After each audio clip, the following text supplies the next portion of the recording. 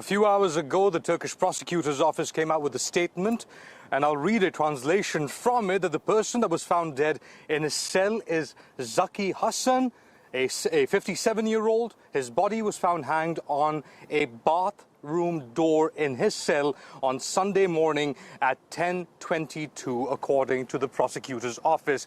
Zaki Hassan, as his name has now been revealed, was one of two people, as you mentioned, that were captured on the 15th of April. They were charged a few days later, formally arrested on April 19 on charges of international espionage. This is what we know so far from what has occurred, apparently, on Sunday morning. Andrea. So, what exactly were these two suspects actually being charged with?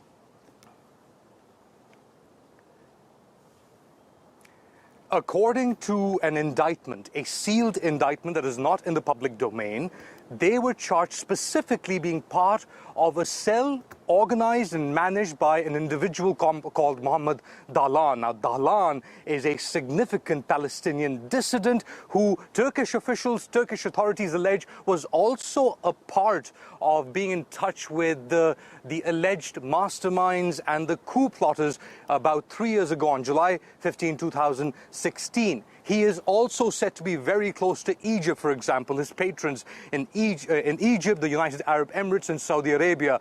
And if you speak to officials and even Palestinians, they say that he is pivoting himself to replace Mahmoud Abbas, the current Palestinian president. And in respect to that, according to that sealed indictment, the individuals that were arrested here in Istanbul were spying, allegedly, on the Fatah organization, the Palestinian Fatah organization, members of Hamas. So it seems to be quite an intricate operation, according to prosecutors, according to this sealed indictment, that Mohammed Dahlan was operating here in Turkey. Andrea.